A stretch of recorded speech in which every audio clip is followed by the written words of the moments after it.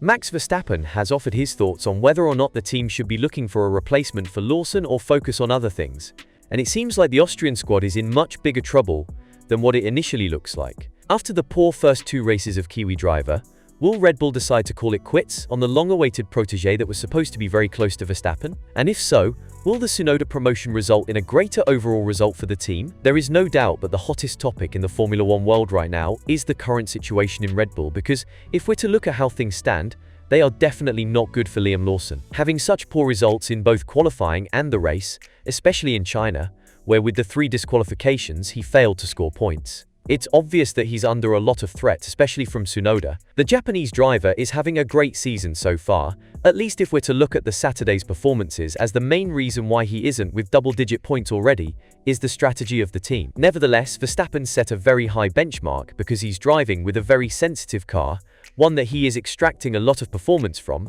but is still not enough to fight for race wins. What this means is that whoever is being put next to him will have a very troublesome time adapting to the car. That, at least, is according to the words of the 4-time world champion.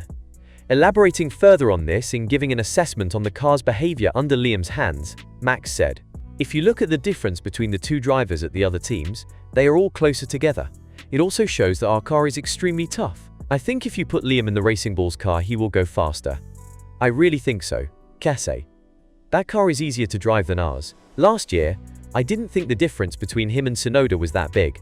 Otherwise, the team wouldn't make the choice to put him in a Red Bull either. The situation is clear to understand. Verstappen knows what type of beast he needs to tame every time he goes out on the track, and he also knows that there aren't many drivers who are able to do so on the current grid. This is something that has been talked about by Horner as well, who went on to explain why the 4-time world champion, even with a lot of struggles, is still managing to get the maximum out of the car. Elaborating further on this, Horner said, "Max is quite specific in what he wants from a car to make it fast, and that is generally a very positive front end on the car, a very sharp turn-in. Of course, the consequence of that is it will unsettle the rear of the car, and that for a driver is tremendously sapping if you've got a loose rear end on this car on entry into corners. So that is where Max excels.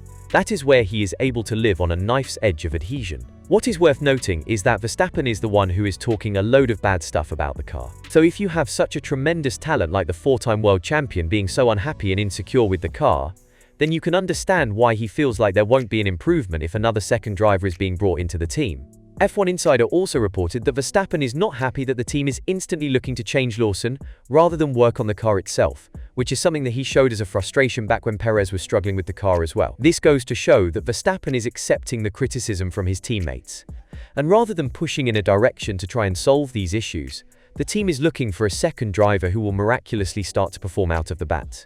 Regarding Max's comment about Lawson being faster in Racing Bulls than Red Bull, which is also a warning for Tsunoda as well, Horner has gone on to defend the Kiwi driver despite his poor performance in the first 2 races. Elaborating further on this, the team principal of Red Bull said, "I think the Racing Bull is a more settled car in terms of it probably is a little more stable on entry. It probably has a bit more understeer in that car and therefore is easier to adapt to.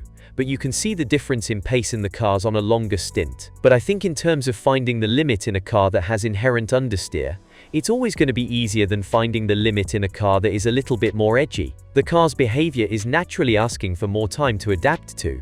And if there's one driver who should know this ahead of the emergency meeting in Milton Keynes, that is Yuki Tsunoda. Just because he is the leader to be promoted and get his seat swapped with Lawson, something that the F1 world feels should have been the natural development of events at the end of 2024, doesn't mean that both Tsunoda and Red Bull have found their peace.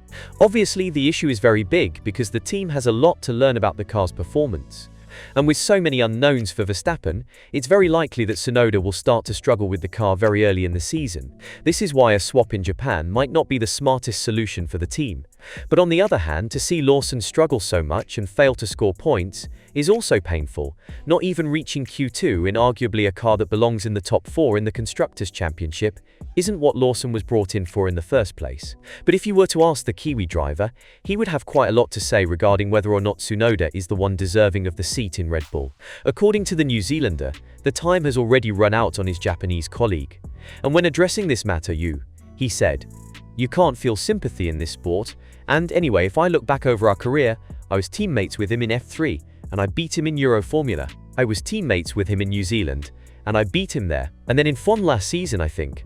Honestly, if I look at all the times he got promoted instead of me in those early years, then no, he's had his time. Now it's my time. Interestingly enough, Marco has now raised the interest in Isaac Hadjar, after saying that his crying act in Melbourne was embarrassing. This goes to show that things in racing bulls are all but certain. With all this in mind, do you think that there is an opportunity for Tsunoda to ruin his career if he's being promoted to Red Bull? And more importantly, do you think he would be much better staying in racing bulls and proving to Cadillac that he can be a leader in the team if everything goes to plan with their project? Let us know in the comments below.